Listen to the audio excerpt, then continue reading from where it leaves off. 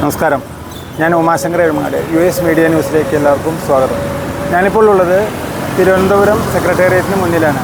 നമ്മുടെ നാട്ടിലെ ആശാ വർക്കർമാർ കഴിഞ്ഞ 79 ദിവസമായി സമരത്തിലാണെന്ന് നമുക്ക് എല്ലാവർക്കും അറിയാം. അവർ ചെയ്യുന്ന സേവനങ്ങൾ വിലമതിക്കാനാവാത്തതാണ്. അവരുടെ പ്രശ്നങ്ങൾ എന്തൊക്കെയാണ്, ഇതുവരെ അവർ നടത്തുന്ന സമരത്തിൻ്റെ ഭാഗമായി അവർക്ക് എന്തൊക്കെ ഉറപ്പാണ് സർക്കാരിൻ്റെ ഭാഗത്തുനിന്ന് കിട്ടിയത്, ഇനി എന്തൊക്കെയാണ് അവർ ആഗ്രഹിക്കുന്നത്, എന്തൊക്കെ നേടാനാണ് അവർ ആഗ്രഹിക്കുന്നത്, എന്താണ് ആശാ വർക്കർമാർ എന്ന് പറഞ്ഞ ആ ഒരു വിഭാഗം നമ്മുടെ പൊതുസമൂഹത്തിന് വേണ്ടി ചെയ്യുന്നത്, അതിനെക്കുറിച്ചിട്ടുള്ള കാര്യങ്ങളൊക്കെയാണ് ഈ മെയ് ദിന ദിവസം സംപ്രേഷണം ചെയ്യാൻ വേണ്ടിയിട്ട് US മീഡിയ ന്യൂസ് ഇപ്പോൾ ഇവിടെ അവരുമായിട്ട് സംവദിക്കുന്നത്. നമസ്കാരം മാഡം. കഴിഞ്ഞ 79 ദിവസമായിട്ട് നിങ്ങൾ സമരത്തിലാണ് അല്ലേ? നമ്മൾ മനസ്സിലാക്കുന്നു, പൊതുസമൂഹം നിങ്ങൾ കാണുന്നത് എങ്ങനെയാണെന്ന് വെച്ചാൽ, ആത്മാർത്ഥമായി ജോലി ചെയ്യുന്നവരാണെങ്കിൽ ആശാ വർക്കർമാർ എന്ന് പറഞ്ഞ ഒരു വിഭാഗത്തിന് ചെയ്യാൻ ഒരുപാട് ജോലികളുണ്ട്. എന്ന് പറഞ്ഞു കഴിഞ്ഞാൽ കാലത്ത് മുതൽ വൈകുന്നേരം വരെ ചെയ്താൽ തീരാത്ത അത്രയും ജോലികളുണ്ട്. അത് വളരെ വളരെ ഉത്തരവാദിത്തപ്പെട്ടിട്ടുള്ള ജോലികളാണേനും. ഈ പറഞ്ഞ കാര്യങ്ങൾ ചെയ്യുമ്പോൾ നിങ്ങൾ അനുഭവിക്കുന്ന യഥാർത്ഥത്തിലുള്ള പ്രശ്നങ്ങൾ എന്തൊക്കെയാണ്? ഈ ചെയ്യുന്ന ജോലിക്കനുസരിച്ച് നിങ്ങൾക്ക് കൃത്യമായിട്ടുള്ള ഒരു വേതനം എന്ന് പറഞ്ഞു കഴിഞ്ഞാൽ, നമ്മുടെ ഓരോരുത്തരുടെയും ബാക്കിൽ ഓരോ കുടുംബം ഉണ്ടാവും അല്ലേ? ആ കുടുംബം മുന്നോട്ട് പോകാൻ ആവശ്യമായ ഒരു സാമ്പത്തികമായിട്ടുള്ള ഒരു ഗുണം നമുക്ക് സർക്കാരിൻ്റെ ഭാഗത്ത് നിന്ന് നിലവിൽ കിട്ടിക്കൊണ്ടിരിക്കുന്നുണ്ടോ? എന്താണ് അതിൻ്റെ ഒരു ഇത് 18 വർഷമായി കേരളത്തിൽ ആശാ വർക്കർ എന്ന് പറയുന്ന ഒരു വിഭാഗം, വലിയൊരു വിഭാഗം പണിയെടുത്തുകൊണ്ടിരിക്കുകയാണ്. ഇത് 2008-ലാണ് നമ്മുടെ സംസ്ഥാനത്ത് ഈ കേന്ദ്രാവിഷ്കൃത പദ്ധതി ആരംഭിക്കുമ്പോൾ തന്നെ ജനങ്ങളോട് പറഞ്ഞിട്ടുണ്ട്, ഈ ആശാ വർക്കർമാരായി റിക്രൂട്ട് ചെയ്യപ്പെട്ട ആളുകളോട് പറഞ്ഞിട്ടുണ്ട്, നിങ്ങളുടെ വാർഡുകളിൽ, നിങ്ങൾ താമസിക്കുന്ന ഇടങ്ങളിൽ നിങ്ങളുടെ പരിസരത്തുള്ള ആളുകളുടെ, കുഞ്ഞുങ്ങളുടെയും ഗർഭിണികളുടെയും ഒക്കെ അവരുടെ വിഷയങ്ങൾ വിശദാംശങ്ങൾ അന്വേഷിക്കുക, അത് പ്രാഥമിക ആരോഗ്യ കേന്ദ്രങ്ങൾ റിപ്പോർട്ട് ചെയ്യുക എന്നൊക്കെയുള്ള വളരെ മിനിമം ചില കാര്യങ്ങളായിരുന്നു. പക്ഷേ ഇന്ന് 18 വർഷം പിന്നിടുമ്പോൾ വളരെ ഭാരിച്ച ഉത്തരവാദിത്തമാണ്. നേരത്തെ ഇവിടെ പറഞ്ഞതുപോലെ വലിയ ഉത്തരവാദിത്തമാണ് ആശാ വർക്കർമാർ നിശ്ചയിച്ചു കൊടുത്ത് പ്രവർത്തിച്ചുകൊണ്ടിരിക്കുന്നത്. ഒരു പ്രധാനപ്പെട്ട കാര്യം എന്ന് പറയുന്നത്, ആരോഗ്യ വകുപ്പിൻ്റെ ഏറ്റവും അടിത്തട്ടിലെ ജനങ്ങളുമായി സംവദിക്കുന്ന, ജനങ്ങളുമായി ഏറ്റവും അടുത്ത് സ്പർശിക്കുന്ന ആളുകളാണ് ആശാ. അതുകൊണ്ട് ജനങ്ങളുടെ എല്ലാ വിധത്തിലുള്ള ആരോഗ്യ പ്രശ്നങ്ങളുമായിട്ട് നേരിട്ട് സംവദിക്കുക. അത് മാതൃശിശു സംരക്ഷണം തുടങ്ങി മഴക്കാല പൂർവ്വ ശുചീകരണം, കുട്ടികളുടെ സമയാസമയമുള്ള വാക്സിനേഷൻ, ഗർഭിണികളുടെ പരിചരണം തുടങ്ങി ഒരു പ്രാഥമിക ആരോഗ്യ കേന്ദ്രം നിർവഹിക്കേണ്ടുന്ന മുഴുവൻ ഉത്തരവാദിത്തങ്ങളും ഇന്ന് ജനങ്ങളിലേക്ക് എത്തിക്കുന്നതിന് ഒരു കണ്ണിയായി ആശാ വർക്കർമാർ പ്രവർത്തിക്കുകയാണ്. അതുകൊണ്ടൊരു നിശ്ചിതമായൊരു ജോലി സമയത്തില്ല, എപ്പോഴും അധികാരികളുടെ കയ്യെത്തും ദൂരത്ത് ഉണ്ടാകണം എന്ന നിലയിലാണ് ആശാ വർക്കർമാർ പ്രവർത്തിച്ചുകൊണ്ടിരിക്കുന്നത്. പക്ഷേ വേതനത്തിൻ്റെ കാര്യം വരുമ്പോൾ വളരെ കഷ്ടമാണ്.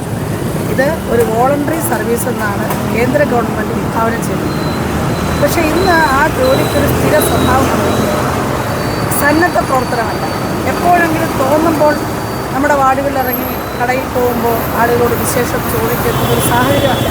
ഇപ്പോൾ നിശ്ചയിക്കപ്പെട്ട ദിവസങ്ങളിൽ വളരെ കൃത്യമായി, വളരെ ആസൂത്രണത്തോടു കൂടി തന്നെ ഫീൽഡിൽ പോവുക, ഈ പ്രവർത്തനങ്ങൾ നടത്തുക, തിരിച്ചതിൻ്റെ റിപ്പോർട്ട് വളരെ കൃത്യമായി അധികാരികൾക്ക് കൊടുക്കുക എന്ന് പറഞ്ഞാൽ ഒരു സ്ഥിര സ്വഭാവത്തിലുള്ള ജോലിയാണ് ഇപ്പോൾ നിർണ്ണയിച്ചുകൊണ്ടിരിക്കുന്നത്. പക്ഷേ വേതനത്തെ സംബന്ധിച്ച് യാതൊരു സ്ഥിരതയിലും ഞങ്ങൾ ഈ സംഘടന Kerala ASHA health workers association എന്ന ഈ സ്വതന്ത്ര സംഘടന രൂപീകരിക്കുമ്പോൾ 500 രൂപയായിരുന്നു ഒരു മാസം ലഭിക്കുന്ന ഓണറേറിയം. ഓണറേറിയം നൽകേണ്ടത് സംസ്ഥാന സർക്കാരാണ്. കാരണം കേന്ദ്ര ഗവൺമെൻറ്റാണ് ഈ പദ്ധതി ആവിഷ്കരിച്ചതെങ്കിലും ഇത് സംസ്ഥാനത്തെ ജനങ്ങൾക്ക് വേണ്ടിയിട്ടാണ് പ്രവർത്തിക്കുന്നത്. സംസ്ഥാന ഗവൺമെൻറ് നിശ്ചയിക്കുന്ന ജോലികളാണ് നിലവിൽ ചെയ്തുകൊണ്ടിരിക്കുന്നത്. അതുകൊണ്ട് തന്നെ സംസ്ഥാന സർക്കാരാണ് ഓണറേറിയം കൊടുക്കേണ്ടത്. അതെല്ലാ സംസ്ഥാനങ്ങളിലും അങ്ങനെ തന്നെയാണ്. ഓണറേറിയം സംസ്ഥാന സർക്കാർ, ഇൻസെൻറ്റീവ് കേന്ദ്ര ഗവൺമെൻറ്, ഇതാണ് അതിൻ്റെ മാനദണ്ഡം. പക്ഷേ നമ്മുടെ സംസ്ഥാനത്താകട്ടെ ഇന്നിപ്പോൾ എന്തിനും ഏതിനും ആശാ വർക്കർ വേണം. സർക്കാരുമായി ബന്ധപ്പെട്ട് അത് ജനങ്ങളുമായി സംവദിക്കേണ്ടുന്ന ഏത് വിഷയവും പരിഹരിക്കേണ്ടതാണ്, അല്ലെങ്കിൽ ചെയ്യേണ്ടുന്ന ജോലി ചെയ്യേണ്ടതാണ് ആശാ വർക്കർ എന്ന നിലയിലേക്ക് മാറി.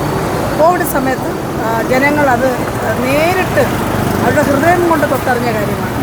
ഗവൺമെൻറ് അല്ലെങ്കിൽ നമ്മുടെ മുഖ്യമന്ത്രി പറയുകയാണ്, നിങ്ങൾക്ക് ഭക്ഷണം തരും, നിങ്ങൾ ക്വാറന്റൈനിൽ ഇരിക്കണമെന്ന് പറഞ്ഞാൽ ഈ ഭക്ഷണം ആശാ വർക്കർ പലപ്പോഴും സ്വന്തം വീട്ടിൽ നിന്ന് ഉണ്ടാക്കിക്കൊണ്ട് കൊടുക്കുന്നതാണ്.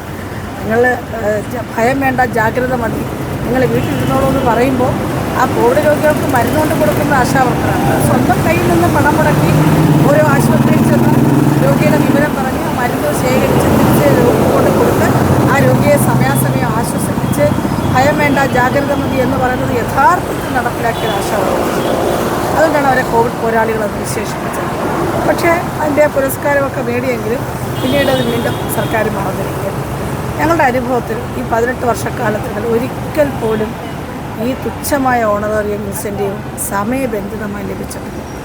ഫെബ്രുവരി 10-ാം തീയതി ഈ സമരമുഖത്ത് വന്നതിന് ശേഷം 19 ദിവസം കഴിയുമ്പോഴാണ് കുടിശ്ശിക തീർത്ത് തരാൻ ഗവൺമെൻറ് നിർബന്ധിതമായത്. ആദ്യമായിട്ട് കുടിശ്ശിക തീർത്ത് വേതനം നൽകുന്ന വേതനം എന്നൊരു വേദനയായിട്ട് തുടരുകയാണ് അല്ലേ? എപ്പോഴും 4-5 മാസം കുടിശ്ശികയാകുമ്പോൾ സമരം ചെയ്യുമ്പോൾ 1 മാസത്തേത് വീണ്ടും സമരം ചെയ്യുമ്പോൾ, അതായത് വളരെയധികം നമ്മളെ പൊതുസമൂഹം ചർച്ച ചെയ്യേണ്ട ഒരു പ്രധാനപ്പെട്ട കാര്യമാണ്. ഇതിൽ രാഷ്ട്രീയമോ മറ്റുള്ള തരത്തിലുള്ള ഒരു സംഭവമില്ല. അവർക്ക് കിട്ടുന്ന വേതനം എന്ന് പറയുന്നത് വളരെ തുച്ഛമായ ഒരു വരുമാനമാണ്. എന്ന് പറഞ്ഞു കഴിഞ്ഞാൽ മറ്റുള്ള ജോലികൾ ചെയ്യുന്ന ആളുകളെക്കാൾ എത്രയോ വളരെ പ്രാധാന്യമുള്ള ജോലി ചെയ്യുന്ന അവർക്ക് കിട്ടുന്ന വേതനം തന്നെ വളരെ ചെറിയ സംഖ്യയാണ്. ആ ചെറിയ സംഖ്യ കിട്ടുന്ന അവർക്ക് അത് തന്നെ കൃത്യമായി കിട്ടുന്നില്ല എന്നുള്ള ആ ഒരു അല്ലേ, അതൊരു വേദനയായി മാറുന്നത് തീർച്ചയായിട്ടും അപ്പോഴാണ്. ഇത് എന്തായാലും ഇതിനൊരു പരിഹാരം അടിയന്തരമായി ഉണ്ടാവേണ്ടതാണ്. ഇപ്പോൾ മാർച്ച് മാസം പിന്നിട്ടിട്ട് 1 മാസമാണ്. ഏപ്രിൽ നാളെ ആകുമ്പോൾ 30-ാം തീയതിയാണ്. മാർച്ച് മാസത്തെ വേതനം കിട്ടിയിട്ടില്ല. ഇപ്പോഴും ഈ സമരമുഖത്തിരിക്കുമ്പോൾ അപ്പോഴും അതിനകത്ത് ആശാവർക്കർമാർക്ക് കൊടുക്കാൻ മാത്രം പണമില്ല എന്ന് പറയുന്നൊരു യാഥാർത്ഥ്യം നമ്മുടെ മുന്നിലിരിക്കുകയാണ്. നമ്മൾ ഈ സമരം തുടങ്ങിയതിന് ശേഷം നമ്മൾ പല കാര്യങ്ങൾ കണ്ടു. PSC മെമ്പർമാർക്ക് ശമ്പളം കൂട്ടിക്കൊടുക്കുന്നതും KV തോമസിനടക്കം വലിയ വരുമാനം കൊടുക്കുന്നതും ഒക്കെ നമ്മൾ കണ്ടു. ഇനി അതിലേക്ക് ചർച്ചയുടെ ആവശ്യമില്ല, ജനങ്ങൾക്ക് അറിയാവുന്ന കാര്യങ്ങളാണ്. പക്ഷേ ആശാവർക്കർമാർക്ക് ചെയ്ത ജോലിക്ക് കൂലി കൊടുക്കില്ല എന്ന് പറയുന്നത് നിലവിൽ 7000 രൂപ ഓണറേറിയം, അതാകട്ടെ 1000 രൂപ വർദ്ധിപ്പിച്ചത് 2023 നവംബറിലാണ്. അതിനുശേഷം ഇത്രയും കാലം കടന്നുപോയി. ആ തുക 7000 എന്ന് പറഞ്ഞാൽ അന്ന് ആ 7000-ലെത്തിയ തുക ഇന്ന് ആ 7000-ൻ്റെ മൂല്യം കിട്ടണമെങ്കിൽ പോലും ആ സമീകരണം നടക്കണം. ഒരു 1350 1400 കിട്ടിയാൽ മാത്രമേ 7000-ൻ്റെ മൂല്യം ഉണ്ടാവുള്ളൂ. അപ്പോൾ അങ്ങനെ തന്നെ ഒരു വർധനവ് ആവശ്യമായിരിക്കണം. നിലവിൽ കിട്ടിക്കൊണ്ടിരുന്നത് സമീകരിക്കാൻ പോലും ഒരു വർധനവ് ആവശ്യമാണ്. പക്ഷേ ഇതിൽ നിന്ന് തന്നെ ഈ 7000-ൽ നിന്ന് തന്നെ എന്താ പറയുക, ഏതെങ്കിലും മാനദണ്ഡങ്ങൾ ഉണ്ട് തോന്നുന്നു അല്ലേ? 10 വിഭാഗങ്ങളായിട്ട് അല്ലേ? അങ്ങനെയല്ലേ മാനദണ്ഡങ്ങൾ? അത് ഓരോ മാനദണ്ഡത്തിന് 700 രൂപ വെച്ചാണ്.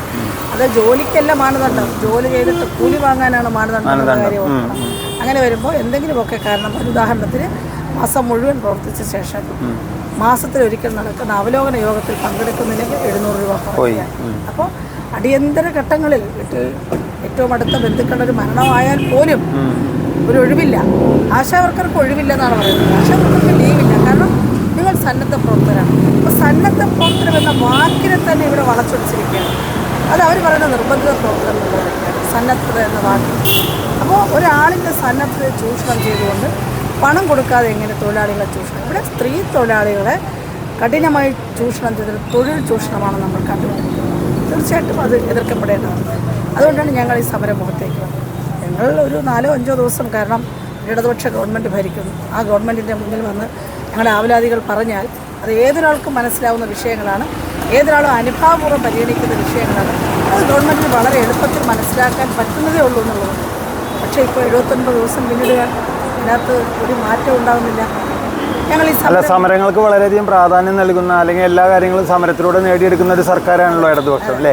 അപ്പം അതുകൊണ്ട് തന്നെ സ്വാഭാവികമായിട്ടും ആശാവർക്കർമാരുടെ സമരത്തിന് ആ ഒരു പ്രാധാന്യത്തിൽ വേണമെങ്കിൽ അവർക്ക് കാണാം. തീർച്ചയായിട്ടും ഇടതുപക്ഷം എന്ന് പറഞ്ഞാൽ ജനപക്ഷമാണ്, തൊഴിലാളികളുടെ പക്ഷമാണ്, സ്ത്രീപക്ഷമാണ്. പക്ഷേ ഇവിടെ ഒരു പക്ഷവും ഞങ്ങൾ കാണുന്നില്ല. ഞങ്ങളടുത്ത് യാതൊരു അനുഭാവമില്ല എന്ന് മാത്രമല്ല, ധാരാളം അധിക്ഷേപങ്ങളും ആക്ഷേപങ്ങളും ഒക്കെ ഞങ്ങൾ കേട്ട് കഴിഞ്ഞു. പക്ഷേ ഞങ്ങൾ ഈ സമരം മുഖത്തിരുന്ന് പഠിച്ച കുറേയധികം പാഠങ്ങൾ, നേടിയ ചില നേട്ടങ്ങളുമുണ്ട്. ഞങ്ങളുടെ പ്രധാനപ്പെട്ട 2 ഡിമാൻഡുകളാണ് ഞങ്ങൾ സംസ്ഥാന സർക്കാരിന് മുന്നിൽ വെച്ചത്. ഞങ്ങളുടെ ഓണറേറിയം വർദ്ധിപ്പിക്കുക, അതോടൊപ്പം തന്നെ ഓണറേറിയം എല്ലാ മാസവും നൽകുക, അതിൻ്റെ മാനദണ്ഡങ്ങൾ പിൻവലിക്കുക. ഞങ്ങൾ സമരം തുടങ്ങുമ്പോൾ 3 മാസത്തെ കുടിശ്ശിക തീർത്ത് തരിക. ഏതാണ്ട് 20 ദിവസമാകുമ്പോൾ കുടിശ്ശിക തീർത്ത് തരാൻ സർക്കാർ നിർബന്ധിതമായി.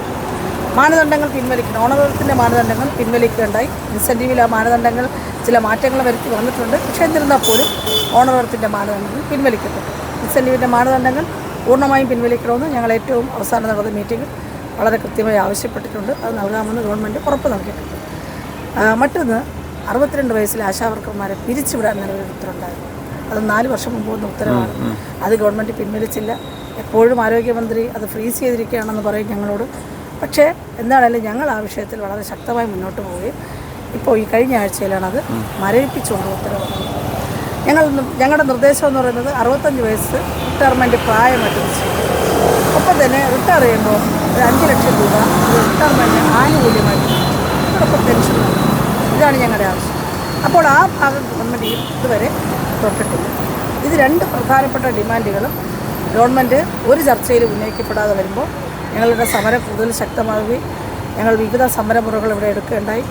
ഞങ്ങൾ സമരം തുടങ്ങി 5-ാമത്തെ ദിവസം ഞങ്ങളൊരു കുടുംബസംഗമം, 10-ാമത്തെ ദിവസം മഹാസംഗമം, ആയിരക്കണക്കിന് ആശുമാർ പങ്കെടുക്കുന്ന വലിയ പരിപാടി, തുടർന്ന് ജനസഭ, അത് കഴിഞ്ഞ് നിയമസഭാ മാർച്ച്, അത് കഴിഞ്ഞ് ഉപരോധം എന്ന് പറഞ്ഞാൽ വൈകുന്നേരം 6 മണി വരെ ഒരു നമ്മുടെ നേതാക്കന്മാർ പറയുന്ന പോലെ കേശും ഭക്ഷണവും കൊടുത്തിട്ടല്ല, അല്ലെങ്കിൽ സ്വതന്ത്രമായി ചിന്തിക്കാൻ ശേഷിയുള്ള ആശാവർക്കർമാർ ഇവിടേക്ക് കടന്നു വന്ന അക്ഷരാർത്ഥത്തിൽ ഈ തെരുവ് മുഴുവൻ ഉപരോധിക്കുന്ന വലിയൊരു കാഴ്ചയാണ് തീരുമാനം. ആ ഒരു ഉപരോധ സമരം, അത് കഴിഞ്ഞിട്ട് പൗരസാഗരം, നമ്മുടെ മുടിമുറിക്കൽ പ്രക്ഷോഭം, ഈ സഹനത്തിൻ്റെ അങ്ങേറ്റുള്ള നിരാഹാര സമരം, ഇതൊക്കെ അനുഷ്ഠിക്കുകയാണ്. ഇതൊക്കെ അനുഷ്ഠിച്ചിട്ടും ഇതൊക്കെ ഞങ്ങളൊരു പൊതുമുതൽ നശിപ്പിക്കുന്നില്ല. കേരളത്തിലെ പരമ്പരാഗതമായ സമരമുറകളൊന്നും ഞങ്ങൾ എടുത്തിട്ടില്ല. ഈ സെക്രട്ടേറിയറ്റിൻ്റെ ബാരിക്കേഡുകൾ ചാടുക, പോലീസിനെ കല്ലെറിയുക, പൊതുമുതൽ നശിപ്പിക്കുക, കലാപം ഉണ്ടാക്കുക, ഇതൊന്നും ഞങ്ങൾ ചെയ്യുന്നില്ല. അതുകൊണ്ട് തന്നെ പൊതുസമൂഹത്തിൻ്റെ മുഴുവൻ പിന്തുണയും ഞങ്ങളുടെ സമരത്തിൽ. ഞങ്ങളെ ആക്ഷേപിച്ചവർക്ക് ഞങ്ങൾ അതേ ഭാഷയിൽ ഞങ്ങൾ മറുപടി പറഞ്ഞു. അത് നമ്മുടെ സംസ്കാരമല്ല. ഞങ്ങൾ ആരോഗ്യ പ്രവർത്തകർ എന്ന നിലയ്ക്ക് ഞങ്ങൾ ഈ സമൂഹത്തിന് കൊടുക്കുന്ന ഒരു സന്ദേശം അതും അതിനകത്ത് അടങ്ങിയിട്ടുണ്ട്. അതുകൊണ്ട് അതും ഞങ്ങൾക്ക് വളരെ പിന്തുണയാണ്. പക്ഷേ ഇപ്പോൾ ഗവൺമെൻറ് വളരെയധികം കർക്കശമായ നിലപാടാണ് സ്വീകരിച്ചത്. എന്ത് പറഞ്ഞാലും ഈ സമരത്തിൽ അത് ഒരു അക്സെപ്റ്റ് ചെയ്യില്ല എന്ന് പറയുന്ന ഒരു ഘട്ടത്തിലേക്ക് വന്നിട്ടുണ്ട്. അതുകൊണ്ട് ഏറ്റവും ഒടുവിൽ നടന്ന ചർച്ചയിൽ ഞങ്ങൾ സമരമുഖത്തിരിക്കുന്ന ഞങ്ങളുടെ ഈ യൂണിയനോടൊപ്പം സമരത്തിനില്ലാത്ത അഥവാ സമരത്തിനെതിരെ നിൽക്കുന്ന യൂണിയനുകളെ അടക്കം ചർച്ചയ്ക്ക് വിളിച്ചു. ആ ചർച്ചയ്ക്ക് വിളിച്ചുകൊണ്ട് ഒരു കമ്മിറ്റി വെക്കാമെന്നൊരു നിർദ്ദേശം ഗവൺമെൻറ് വെക്കുകയാണ്. പക്ഷേ ഞങ്ങൾ ആ നിർദ്ദേശത്തോട് ഞങ്ങൾ യോജിച്ചില്ല. കാരണം 18 വർഷമായി കേരളത്തിൽ ഈ ആരോഗ്യരംഗത്ത് ഈ കേരളത്തിൻ്റെ മുഴുവൻ മനുഷ്യരെ സ്പർശിച്ച് ജീവിച്ചു പോകുന്ന ആശാവർക്കർമാർ അവർ 18 വർഷക്കാലം സൗജന്യ സേവനമാണ് ഈ പൊതുസമൂഹത്തിന് കൊടുത്തത് എന്നത് മനസ്സിലാക്കിയ സമൂഹം ഞങ്ങളെ പിന്തുണച്ചു. ഇതൊരു മുതലാളിയോടല്ല സമരം ചെയ്തു. മുതലാളിയെടുത്ത് തൊഴിലാളി കൂലി കൂടുതൽ ചോദിച്ചാൽ മുതലാളി അദ്ദേഹത്തിൻ്റെ ലാഭത്തിൽ നിന്നെടുത്തതാണ്. അദ്ദേഹത്തിൻ്റെ ലാഭം കുറയാണ്. ഇവിടെ നികുതി കൊടുക്കുന്ന മുഴുവൻ ജനങ്ങളും പറയുന്നു, ഞങ്ങൾ തന്ന നികുതിയിൽ നിന്ന് നിങ്ങൾ ഈ ആശാവർക്കർമാർക്ക് വേതനം വർദ്ധിപ്പിക്കണം എന്ന് പൊതുസമൂഹം ആവശ്യപ്പെടുമ്പോൾ അതിൻ്റെ ഒരു കാവൽക്കാരൻ മാത്രമായിരിക്കുന്ന ഗവൺമെൻറ് പറയുകയാണ് തരില്ല. അത് ഞങ്ങൾക്ക് അംഗീകരിക്കാൻ പറ്റും. അതുകൊണ്ട് ആ കമ്മിറ്റി എന്നുള്ള പ്രപ്പോസലിനെ ഞങ്ങൾ നിരാകരിക്കേണ്ടത്. കാരണം എല്ലാവർക്കും അറിയാവുന്ന ഒരു വിഷയത്തിന് എന്ത് പഠിക്കാനാണ്, വേതനം വർദ്ധിപ്പിക്കാൻ ഇനി എന്ത് പഠിക്കാനാണ് ഇരിക്കുന്നത്? 7000 രൂപയിൽ 232 രൂപ വെച്ച് ഒരു കുടുംബത്തിന് നല്ല ഒരു വ്യക്തിക്ക് കേരളത്തിൽ ജീവിക്കാൻ പറ്റില്ല ഒരു ദിവസം. അപ്പോൾ അതിനകത്ത് കൂടുതൽ പഠനത്തിൻ്റെ ആവശ്യമാണ്. പക്ഷേ എന്നിരുന്നാൽ പോലും ഇതിൽ മാഡം പറയുന്ന ഒരു പ്രധാനപ്പെട്ട ഒരു വിഷയമെന്ന് പറയുന്നത് ആശാവർക്കർമാർ ഒരു പൊതുസമൂഹത്തിന് വേണ്ടിയിട്ട് ഇത്രയും കാര്യങ്ങൾ ചെയ്യുമ്പോൾ അവർക്ക് കിട്ടുന്ന ഈ 7000, നമുക്കറിയാം ആശാവർക്കർമാർ എന്ന് പറയുന്ന ആ ഒരു വിഭാഗം അവരുടെ കുടുംബം ഭൂരിഭാഗം ഒരു ആവറേജ് അല്ലെങ്കിൽ ഒരു സാധാരണ പാവപ്പെട്ട അല്ലെങ്കിൽ ആ ഒരു കാറ്റഗറിയിലുള്ള ആളുകളായിരിക്കാം. അവരുടെ വീട്ടിൽ എന്താ പറയുക, അമ്മ, അച്ഛൻ, കുട്ടികൾ, പിന്നെ അതേപോലെ ഭർത്താവ്, അതേപോലെ ഈ പറഞ്ഞിട്ടുള്ള ആർക്കെങ്കിലും ഏതെങ്കിലുമൊക്കെ തരത്തിലുള്ള ആരോഗ്യ പ്രശ്നങ്ങൾ, അതേപോലെ തന്നെ മറ്റുള്ള ഒരുപാട് പ്രതികൂല സാഹചര്യങ്ങൾ, ഇതിനൊക്കെ അതിജീവിക്കുന്ന അല്ലേ ഈ ഒരു 7000 രൂപ വെച്ചിട്ട് അതിനെ നേരിടാൻ കഴിയില്ല എന്നുള്ളത് എല്ലാവർക്കും അറിയാവുന്ന ഒരു കാര്യമാണ്. തീർച്ചയായും കാരണം എന്ന് തിരിച്ചു കൊടുക്കും അത് കൃത്യമായിട്ട് കിട്ടുന്നില്ല എന്ന് കൂടി പറയുന്ന സമയത്ത് ഇതിൻ്റെ ഗൗരവം ഒരു 10 മടങ്ങ് വർദ്ധിക്കുന്നു. കടം ചോദിച്ചാൽ എങ്ങനെയാണ് തരിക, എന്നാണ് തിരിച്ചു കൊടുക്കാൻ പറ്റുന്നത്? അതിന് നിശ്ചിതമായൊരു സമയമില്ല. ചെയ്ത ജോലിയുടെ വേതനം കിട്ടാൻ നിശ്ചിതമായ സമയമില്ല. അതുകൊണ്ട് കടം കൊടുക്കാൻ പോലുമാണ്. അപ്പോൾ പറഞ്ഞ കുട്ടികളുടെ വിദ്യാഭ്യാസം, അവരുടെ മറ്റാവശ്യങ്ങൾ, ഗുരുതരമായ രോഗം ബാധിച്ച മാതാപിതാക്കളുടെ പ്രശ്നങ്ങൾ, വീട്ടുവാടക, നല്ലൊരു വിഭാഗം സ്ത്രീകളോ വിധവകളോ ഭർത്താവിനെ സംരക്ഷിക്കപ്പെടാത്തവരോ ഒക്കെ ആളുകളാണ്. അപ്പോൾ കുടുംബത്തിൻ്റെ ഉത്തരവാദിത്വം ഈ സ്ത്രീകളുടെ തലയിലാണ്. ആ ചുമലിരിക്കും. ഇത് ചെയ്യുമ്പോൾ അതിൻ്റെ ഇടയിൽ നമുക്ക് വേറെ ജോലിക്ക് പോകാനോ ഒന്നും പറ്റുവാൻ സമയമില്ല, അല്ലെങ്കിൽ അതിനുള്ള സാഹചര്യമില്ല. സമയമില്ല. കാരണം പകൽ മുഴുവൻ ജോലി ചെയ്താൽ രാത്രി മുഴുവൻ റിപ്പോർട്ട് എടുത്താണ്. എപ്പോൾ അധികാരികൾ ആവശ്യപ്പെട്ടാലും അത് നമ്മുടെ ഹെൽത്ത് സെൻ്ററിൽ നിന്ന് മാത്രമല്ല, മറ്റ് കേന്ദ്രങ്ങളിൽ നിന്ന്, പോലീസ് സ്റ്റേഷനിൽ നിന്ന്, പോസ്റ്റ് ഓഫീസിൽ നിന്ന്, മറ്റ് വാർഡ് മെമ്പർമാർ തുടങ്ങി ആരെപ്പോൾ വിളിച്ചാലും അവർക്ക് വിവരം കൊടുക്കാൻ വിരൽത്തുമ്പിൽ ഡയറിയുമായിട്ട് നടക്കുന്നവരാണ് ആശാവർക്കർമാർ. അപ്പം ജീവിതം പകൽ മുഴുവൻ ജോലി, അതിന് ശേഷം പിന്നെ വൈകുന്നേരം റിപ്പോർട്ട് എഴുതുക എന്നുള്ളതാണ് അല്ലേ? അപ്പം അങ്ങനെ ഒരു ചിന്തിക്കാൻ പറ്റുന്നതിനെക്കാട്ടിലും എത്ര അപ്പുറമാണ്. ഒരു പക്ഷേ ഒരു കളക്ടർ എടുക്കുന്നതിനേക്കാൾ വളരെ വലിയ ഉത്തരവാദിത്വവും അതിൻ്റെ ടെൻഷനും തലയിൽ ചുമന്നിട്ടാണ് നടക്കുന്നത്. അപ്പോൾ ഞങ്ങൾ ലാസ്റ്റ് നടന്ന ചർച്ചയിൽ ഞങ്ങൾ ഗവൺമെൻറ്റുമായിട്ട് ഈ കമ്മിറ്റി എന്നൊരു പ്രപ്പോസലിലേക്ക് വരികയും ഞങ്ങളത് നിർബന്ധപൂർവ്വം ഒരു കമ്മിറ്റി നിശ്ചയിക്കപ്പെട്ട് ഇവിടെ നിന്ന് ഇറക്കി വിടാനും വേണ്ടിയിട്ടൊരു പരിശ്രമം നടക്കുമ്പോൾ, കാരണം ഞങ്ങളുടെ തൊട്ട് മുമ്പുണ്ട് അംഗൻവാടിക്കാർ സമരം ചെയ്തപ്പോൾ നമുക്കൊരു കമ്മിറ്റി രൂപീകരിച്ച് കൊടുക്കാമെന്ന് പറഞ്ഞ് ആ സമരത്തെ അവസാനിപ്പിച്ചു. അപ്പോൾ അത് തീർച്ചയായിട്ടും നമുക്ക് പറ്റില്ല.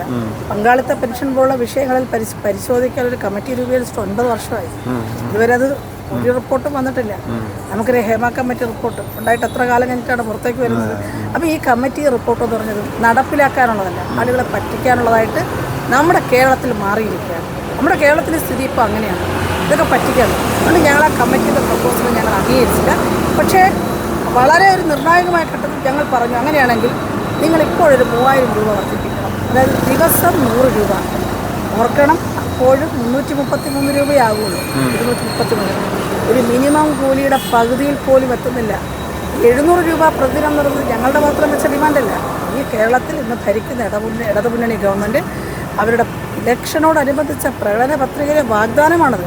കാരണം കഴിഞ്ഞ ഗവൺമെൻറ്റിൻ്റെ അവിടെ നിന്ന് ഈ ഗവൺമെൻറ്റിലേക്കുള്ളൊരു വരവ്, അതിൻ്റെ പാലം എന്ന് പറയുന്നത് ആശാവർക്കർമാരായിരുന്നു. അവർ നടത്തിയ, അല്ലെങ്കിൽ ആരോഗ്യ വകുപ്പ് നടത്തിയ പ്രവർത്തനങ്ങളായിരുന്നു, പ്രത്യേകിച്ച് കോവിഡ് പ്രതിരോധ പ്രവർത്തനങ്ങൾ. അപ്പോൾ അത് ചൂണ്ടിക്കാണിച്ചുകൊണ്ടും അതിൻ്റെ വലിയ ഖ്യാതി കാണിച്ചുകൊണ്ടാണ് തെരഞ്ഞെടുപ്പിനെ അഭിമുഖീകരിച്ചത്. അപ്പോൾ അന്ന് വെച്ച കാര്യങ്ങളൊന്നും തന്നെ നടപ്പിലാക്കാൻ ഗവൺമെൻറ് ഉദ്ദേശിക്കുന്നത്. അപ്പോൾ ഞങ്ങൾ ആ ഡിമാൻഡാണ് വെച്ചിരിക്കുന്നത്. ഞങ്ങൾ അതിൽ കൂടുതലൊന്നും വെച്ചിട്ടില്ല. ഈ ഗവൺമെൻറ് മുന്നോട്ട് വെച്ച പ്രപ്പോസൽ CITO എന്ന് പറയുന്ന യൂണിയൻ അവർ വെച്ചിരിക്കുന്ന ആവശ്യം അത് തന്നെയാണ് ഞങ്ങൾ വെച്ചിരിക്കുന്നത്. പക്ഷേ ഇന്ന് അവർ ആവശ്യത്തിന് മലക്കം പറയുക. ഇന്ന് അവർ മലക്കം പറയുമ്പോൾ ഞങ്ങളതിൽ ഉറച്ചു നിൽക്കും.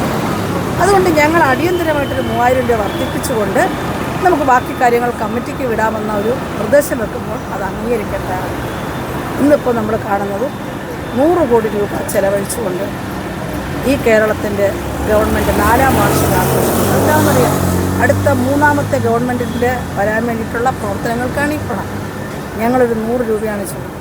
100 രൂപ ചോദിക്കുന്നിടത്തില്ല, 100 കോടി ചെലവഴിക്കുകയാണ്. ഇപ്പോൾ പറയുന്നു ഖജനാവിനൊരു പ്രതിസന്ധി. കേരളത്തിൻ്റെ ഖജനാവിന് ഒരു പ്രതിസന്ധിയിലാണ് മന്ത്രിമാർ ഓരോ ദിവസം പറയുകയാണ് അവർക്ക് 100 കോടി ചെലവഴിക്കണം. അപ്പോൾ സമരമുഖത്തിരിക്കുന്ന സ്ത്രീകളിവിടെ പെരുമഴയത്തും പെരുവെയിലത്തും ഇരുന്നോട്ടെ, അവർ നരകിച്ചോട്ടെ. ഇപ്പോൾ സ്ത്രീപക്ഷം പറയുന്ന, വനിതാ മതിൽ കെട്ടുന്ന, വനിതാ ജംഗ്ഷൻ കൊടുക്കുന്ന, രാത്രി നടത്തങ്ങൾ എന്ന് പറഞ്ഞുകൊണ്ട് കാണിക്കുന്നതൊക്കെ അങ്ങേയറ്റം ഉള്ളയായ ചില കാര്യങ്ങളാണെന്നുള്ളത് ഇപ്പോൾ വെളിച്ചത്തിരിക്കുകയാണ്. ഞങ്ങൾ സമരവുമായി മുന്നോട്ട് പോകും. കാരണം കേരളത്തിൽ ഒരാൾക്കും, ഒരു വ്യക്തിക്കും 233 രൂപ വെച്ച് ജീവിക്കാൻ പറ്റില്ല. ഒരു കുടുംബത്തിന് ഒരിക്കലും കഴിയില്ല.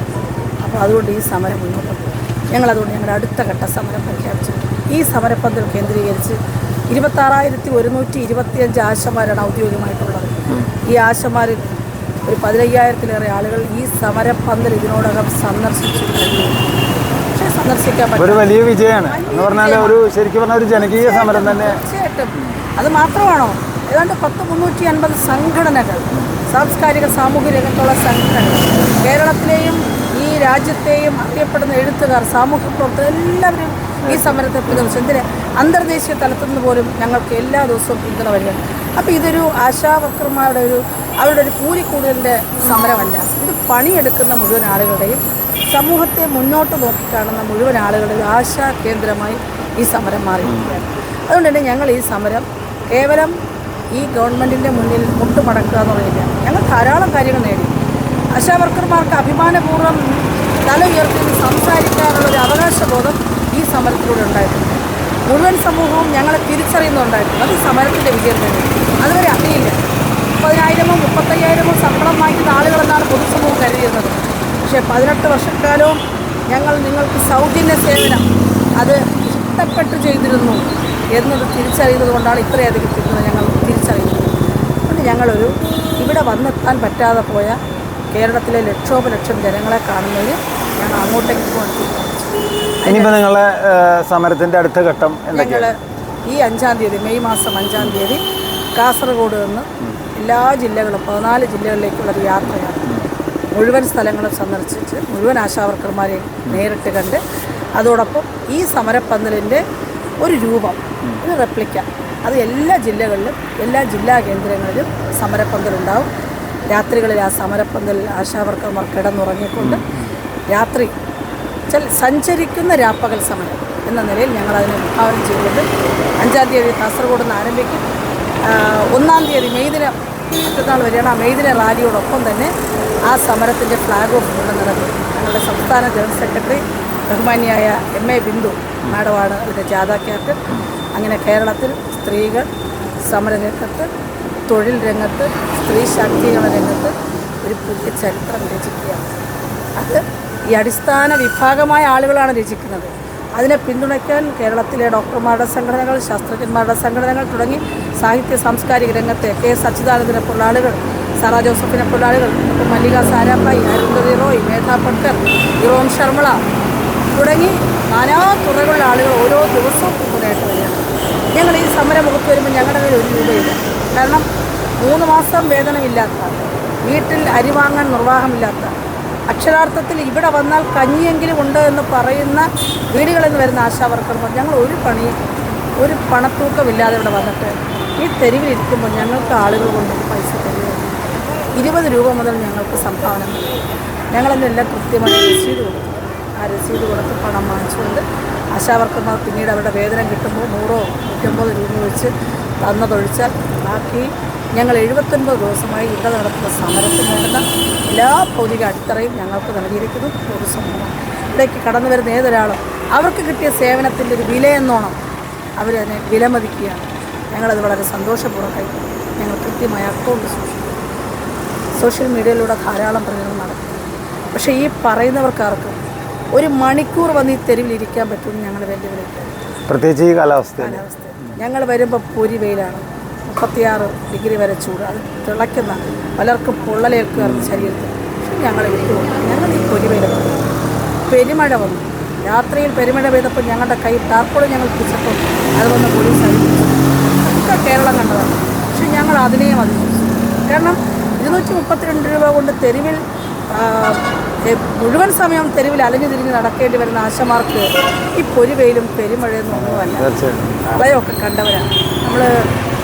മാത്രമല്ല ജനങ്ങളുമായിട്ട് ഏറ്റവും അടുത്ത് ഇടപെടുന്ന ആളാണ്. നമ്മൾ വയനാട് ദുരന്തം നടന്നപ്പോൾ സ്വന്തം വീട്ടുകാർക്ക് തിരിച്ചറിയാൻ പറ്റാത്ത ഡെഡ് ബോഡിയുടെ ഭാഗങ്ങൾ ആശാവർക്കറാണ് തിരിച്ചറിയുന്നത്. എന്നാൽ അത്രയേറെ ആത്മബന്ധമാണ്. അവരുടെ മുഖം കൊണ്ടും കൈ കൊണ്ടും കാലുകൊണ്ടും ഒക്കെ അവരെ തിരിച്ചറിയാൻ പറ്റുന്ന ആളുകളായിട്ട് അത്രയേറെ ആളുകളായിട്ട് ആത്മബന്ധമുള്ളവരാണ്. 18 വർഷം കൊണ്ട് എല്ലാ മാസവും വീടുകൾ സന്ദർശിച്ച് ഒരു ബന്ധുവിന് പോലും ഇത്ര സന്ദർശിക്കില്ല. നമ്മൾ ബന്ധുക്കളുടെ വീട്ടിൽ എത്ര നാൾ പോകും? ഒരു വർഷത്തിൽ എത്ര സമയം പോകും? ശേഷാവസരങ്ങൾ പോയാലായി. അതിനപ്പുറത്തേക്ക് എല്ലാ മാസവും നിരന്തരം കാണുന്ന ആൾ, എല്ലാ ദിവസവും ചുറ്റുപാടും കാണുന്ന ആൾ, അത്രയേറെ ആത്മബന്ധമാണ്. അതുകൊണ്ട് ഞങ്ങളുടെ സമരത്തെ സംബന്ധിച്ച് ഞങ്ങൾ വിജയിച്ചു കഴിഞ്ഞു. കേരളം ഞങ്ങൾ അംഗീകരിച്ചു. ഗവൺമെൻറ് എത്ര അംഗീകരിക്കുന്നതിനപ്പുറത്തേക്ക് കേരളം അംഗീകരിച്ചു. ഇന്ന് ഫീൽഡിൽ പോകുമ്പോൾ നാട്ടുകാർ ചോദിക്കുന്നത് നിങ്ങൾക്ക് അരി വാങ്ങണോ, നിങ്ങൾക്ക് പണമുണ്ടോ, നിങ്ങളുടെ കുട്ടികളുടെ വിദ്യാഭ്യാസമുണ്ടോ? ജനങ്ങൾ അന്വേഷിക്കുകയാണ്. കരുതലോടുകൂടി ആശമാരെ ചേർത്ത് പിടിക്കുകയാണ്. ഞങ്ങൾക്കൊരു നിരാശയില്ല. ഞങ്ങളുടെ സമരം കൂടുതൽ ശക്തിയാർജിക്കുകയാണ്. തീർച്ചയായിട്ടും ഇത് കേരളത്തിനൊരു ദിശാസൂചകമായ സമരമായി മാറും എന്ന കാര്യത്തിൽ ഞങ്ങൾക്കൊരു തലമുറ. അത് എത്ര രൂപ വർദ്ധിപ്പിച്ചു എന്നതിനപ്പുറത്തേക്ക് ഈ സമരം ഈ രാജ്യത്തിൻ്റെ അതിർത്തികൾ പിന്നിട്ട് എല്ലായിടത്തുനിന്നും ഞങ്ങൾക്ക് അങ്ങനെ എല്ലാ ദിവസവും ചില സന്ദേശങ്ങൾ വന്നു. ഞങ്ങളുടെ ആത്മബലം വളരെ നിസ്സാരക്കാരായ ആളുകൾ ഞങ്ങളെയൊക്കെ കാണാൻ എന്താണ്, ഞങ്ങൾ ഈ 79 ദിവസവും ഞങ്ങളെ മാധ്യമങ്ങൾ വിളിക്കുകയാണ്. ചർച്ചകളിൽ പങ്കെടുക്കുക, ഇൻ്റർവ്യൂവിന് പങ്കെടുക്കുക. 8ാം ക്ലാസ് അല്ലെങ്കിൽ 7ാം ക്ലാസ് പാസ്സായ ആളുകളാണ് ആശാവർക്കർമാരുടെ അടിസ്ഥാന യോഗ്യത. കേരളത്തിൽ പക്ഷേ വിദ്യാഭ്യാസ നിലവാരം കൂടുതലായതുകൊണ്ട് ഡിഗ്രി കഴിഞ്ഞ ആളുകളൊക്കെ ഉണ്ട്. 7ാം ക്ലാസ്സും 8ാം ക്ലാസ്സുള്ള ആളുകളുണ്ട്. പക്ഷേ വലിയ രാഷ്ട്രീയ നേതാക്കളെടുത്ത് വലിയ ട്രേഡ് യൂണിയൻ നേതാക്കൾ വയ്ക്കുന്ന പൊള്ളത്തരങ്ങൾ വളരെ കൃത്യമായി മനസ്സിലാക്കി അത് കൃത്യമായി മറുപടി നൽകാൻ എല്ലാവരും എത്തിയിട്ടാണ്. പിന്നെ ഞങ്ങളെ സംബന്ധിച്ചിടത്തോളം 26,000-ഓളം നേതാക്കന്മാർ, സ്ത്രീ നേതാക്കന്മാർ ഈ കേരളത്തിലുണ്ടായിക്കഴിഞ്ഞു അനീതിയെ ചോദ്യം ചെയ്യും. ഒരുപക്ഷെ ഇന്ന് നമ്മൾ കാണുന്ന ഈ മയക്കുമരുന്ന് പോലുള്ള കാര്യങ്ങൾ നമ്മുടെ സമൂഹത്തിൽ വലിയ വിപത്ത് സൃഷ്ടിച്ചുകൊണ്ടിരിക്കുകയാണ്. ഞാൻ മനസ്സിലാക്കുന്ന അങ്ങനെയാണ്. നമ്മുടെ കുഞ്ഞുങ്ങളെ ഇല്ലാതായിക്കൊണ്ടിരിക്കുകയാണ്. വീടുകളിൽ കൊലപാതകങ്ങൾ കൂടിക്കൊണ്ടിരിക്കുകയാണ്. ഈ സ്ത്രീകളൊന്ന് എഴുന്നേറ്റ് നിന്ന്, ഈ ആശാവർക്കർമാരുടെ സ്ത്രീകളൊന്ന് എഴുന്നേറ്റ് നിന്ന് അന്തസ്സായി തിരിച്ച് ചോദിക്കാനും ഇതിൻ്റെ മൂല കാരണം എന്താണെന്ന് കണ്ടുപിടിക്കാൻ ഒരു പരിശ്രമം നടത്തിയാൽ പരിഹരിക്കാവുന്ന വിഷയങ്ങൾ തീർച്ചയായിട്ടും. അതുകൊണ്ട് ഈ സമരം, ഞാൻ അവസാനമായിട്ടുള്ള ഈ സമരം കേവലം ആശാവർക്കർമാരുടെ വേതന വർദ്ധനയപ്പുറത്തേക്ക് ഏത് അനീതിയെ കണ്ടാലും ചോദ്യം ചെയ്യാൻ പറ്റുന്ന സ്ത്രീകളായി ഞങ്ങൾ ആളുകളെ ഇതിനോടകം ഈ ഗവൺമെൻറ് മാറ്റിക്കഴിഞ്ഞു. ഞങ്ങളെ ഈ തെരുവിലിരുത്തി ഈ ദുരിതപൂർണമായ ഈ ജീവിത സാഹചര്യങ്ങളോട് ഞങ്ങളെ കടത്തിവിട്ട് ഞങ്ങളെ കൂടുതൽ കരുത്തുള്ളവരാക്കി കഴിഞ്ഞു. ഇനി ഇതിൽ പരം ഒരു ദുരന്തവും വരാനില്ല. അപ്പോൾ അതുകൊണ്ട് അത്രയും വളരെ ശേഷിയുള്ള ആളുകളായി ഞങ്ങളെ മാറ്റിയതിന് ഈ ഗവൺമെൻറ്റിനോട് നന്ദിയുണ്ട്. പക്ഷേ ഒരാളോട് പെരുമാറുന്നത് മാത്രമല്ല. കാരണം ഗവൺമെൻറ്റുകൾ കാവൽക്കാർ മാത്രം, ജനാധിപത്യ വ്യവസ്ഥയിൽ കാവൽക്കാർ മാത്രം. ആ കാവൽക്കാരൻ്റെ ജോലിയെടുക്കാൻ മുതലാളിയുടെ ഭാഷയും അവരുടെ നാട്യവും പൊതുസമൂഹത്തിനോട് എടുക്കണം. പ്രത്യേകിച്ചും ദരിദ്ര ജനവിഭാഗങ്ങളോട്, അതിനും പ്രത്യേകിച്ചും സ്ത്രീകളോട് അത് നിങ്ങൾ ചെയ്യരുതെന്നാണ് ഞങ്ങളുടെ അഭ്യർത്ഥന. തീർച്ചയായും അങ്ങനെ ഒരു വീണ്ടും വിചാരം അവർക്കുണ്ടാകട്ടെ എന്ന് മാത്രമേ ഞങ്ങൾ ആഗ്രഹിക്കൂ.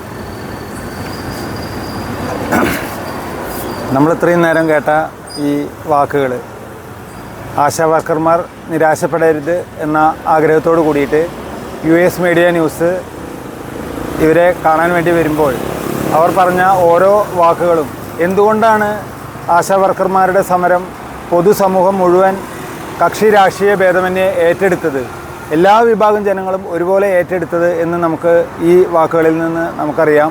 നമ്മുടെയൊക്കെ നാട്ടിലെ ഓരോ വീടിൻ്റെയും പരിസരത്ത് ഓരോ ആശാ വർക്കർമാർ നമ്മളെ നാട്ടിൽ വരുന്നത്, നമ്മളെ വീടുകളിൽ വരുന്നതും അവരുടെ പ്രവർത്തനവും നമുക്ക് നേരിട്ടറിയാം. അവരുടെ പ്രവർത്തനങ്ങൾ കാണുമ്പോൾ നമുക്ക് കൃത്യമായി അറിയാം നമ്മളെ വീട്ടിലൊരു അംഗത്തെ പോലെയാണ്. നമ്മളുടെ എന്താ പറയുക, ഭാര്യയുടെ, അമ്മയുടെ, കുട്ടികളുടെ, അച്ഛൻ്റെ, മുത്തശ്ശൻ്റെ, മുത്തശ്ശിയുടെ, അങ്ങനെ ഓരോരുത്തരുടെയും എന്താ പറയുക ആരോഗ്യം സംരക്ഷിക്കുന്നു എന്ന് ഉറപ്പുവരുത്തുന്ന ജോലി ചെയ്യുമ്പോൾ പലപ്പോഴും അവരുടെ കുടുംബത്തിലെ അവരുടെ സാമൂഹ്യ സ്ഥിതി അല്ല ചില ആരോഗ്യസ്ഥിതി ബാക്കിയുള്ള കാര്യങ്ങൾ ശ്രദ്ധിക്കാൻ പോലും സമയമില്ലാതെ പ്രവർത്തിക്കുന്നവരാണ് ആശാ വർക്കർമാർ. അവർക്ക് എല്ലാവിധ പിന്തുണയും നൽകേണ്ടത് നമ്മുടെ പൊതുസമൂഹത്തിൻ്റെ മുഴുവൻ ഉത്തരവാദിത്തമാണ്. സർക്കാർ അത് എത്രയും പെട്ടെന്ന് മനസ്സിലാക്കിക്കൊണ്ട് അവർക്ക് നീതി ലഭിക്കും എന്ന് തന്നെ നമുക്ക് പ്രത്യാശിക്കാം. എല്ലാവിധ നന്മകളും എല്ലാവിധ നേട്ടങ്ങളും നിങ്ങൾക്കുണ്ടാവട്ടെ. തീർച്ചയായിട്ടും നിങ്ങളുടെ ആ ഒരു ആവശ്യങ്ങൾ അതൊരു അത്യാഗ്രഹമല്ല എന്ന് പൊതുസമൂഹത്തിന് മുഴുവൻ ആയതുകൊണ്ടാണ് നിങ്ങളുടെ കൂടെ പൊതുസമൂഹം മുഴുവൻ നിൽക്കുന്നത്. എത്രയും പെട്ടെന്ന് എല്ലാം നേടിയെടുത്ത് ഇവിടുന്ന് ഈ അന്തരീക്ഷത്തിൽ നിന്നും നമുക്ക് വീട്ടിലേക്ക് തിരിച്ചു പോകാൻ കഴിയട്ടെ എന്ന് ആശംസിക്കുന്നു. നന്ദി.